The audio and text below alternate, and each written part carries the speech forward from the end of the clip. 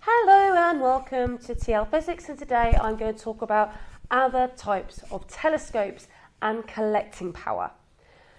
So we talked predominantly about telescopes that deal in the visual spectrum. So we talked about refractors, reflectors, and talked about CCDs and how to use them. But I actually want to bring up this idea of radio telescopes. So there are lots of radio telescopes. You can see them in the UK. You can see the ones on big masts. You can go to Puerto Rico and see the Arabico one, which is one of the largest in the world. There's a new one in China, which is about 500 meters in diameter. But what is their purpose and why are they so big? Okay, so a radio telescope is a collecting dish. Okay, so it's like a massive dish, and it's a parabolic dish, and this is important for spherical aberration, which we have spoken about before. So we've got this idea that this dish is like this, and we have, in a Cassegrain system, we would have the light come here, it would go up and it would leave by an eyepiece. But we're not talking about working in the visual spectrum, we are talking about working with radio waves. So up here is a collector, okay, or a receiver.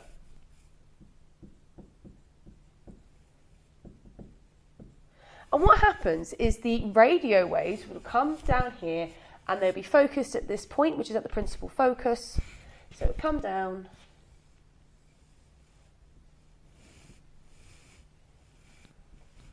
And it will go up to that point there. Okay? So this must be parabolic. Now,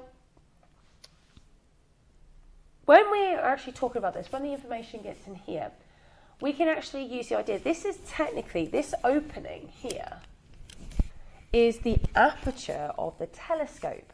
And if I go back to this idea, because by the way, what's hitting it, it may be radio waves, but radio waves still diffract. If I go back to the idea of Rayleigh criterion,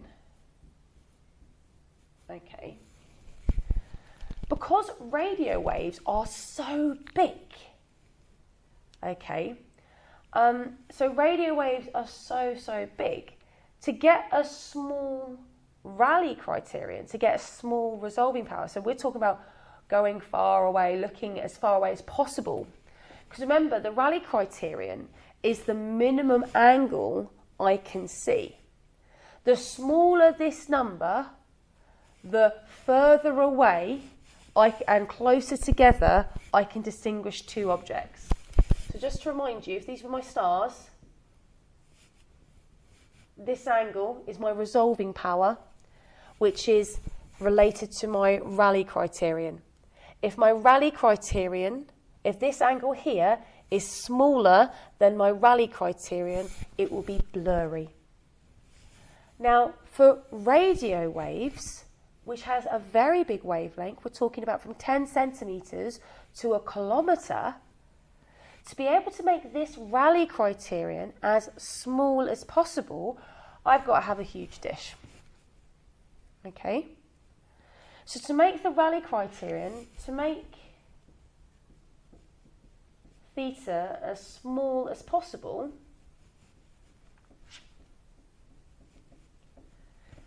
D has to be large. Which is why these radio observatories have massive dishes, because they want to be able to detect things like the CMBR, the cosmic microwave background radiation, the radio waves at the edge of the universe. They want to be able to distinguish those.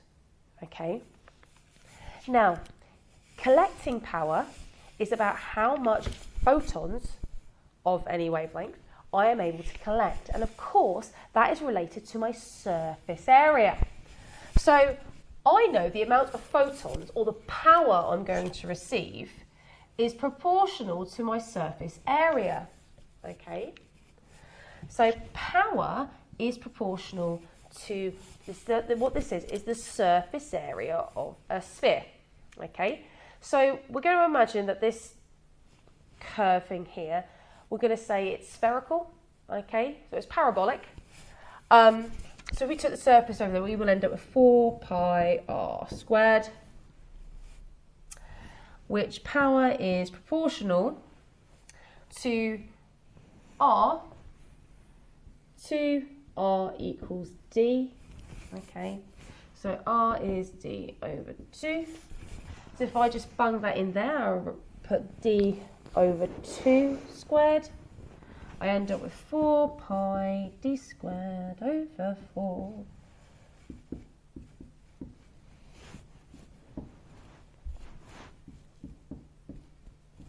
Pi d squared, okay? So here, I know my power, the collecting power of my object here, is directly proportional to the diameter of the object squared, which also is very useful for radio telescopes. So when I have a bigger aperture, D, I have a bigger diameter. So by the way, this is diameter, okay, and this is aperture.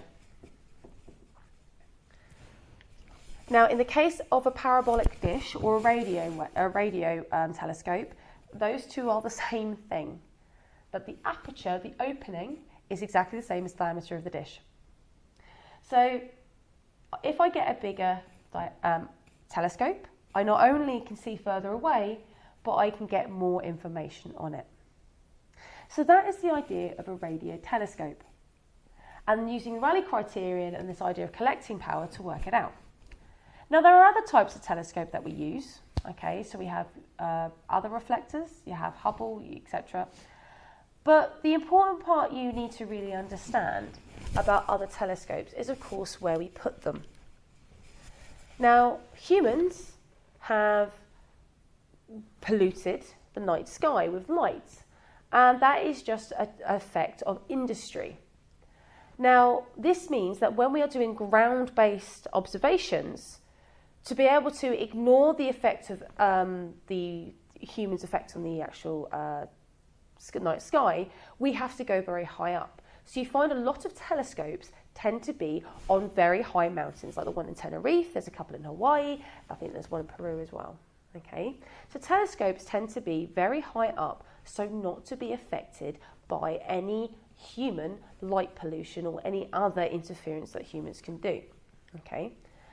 Also, another problem about telescopes is that our atmosphere does muck up a few things. So our atmosphere absorbs radiation and only lets some of it through. So our atmosphere is very good at absorbing gamma radiation, which means if I was going to detect some gamma radiation, I can't do so on Earth. Okay. Our atmosphere also scatters blue light, which is why the sky is blue, but also can affect our readings if we're looking up. So one of the good things about sending a telescope into space to look outwards is it's not affected by any atmosphere that the Earth could pertain. Okay, so when doing a telescope, when sighting a telescope, you not only have to look at how big you want your telescope, using all this information about collecting power, but you've also got to know what you are looking for. What wavelengths are you looking for? Are there any human events that actually affect it? Are you going to put yourself in the Saharan desert where dust particles could affect your visual range? Would it be better to put it into space? But is that actually cost effective? So that there is just a brief rundown, a brief explanation of different types of telescopes and looking at how a Rayleigh criterion and collecting power can affect a decision about how you design your telescope there.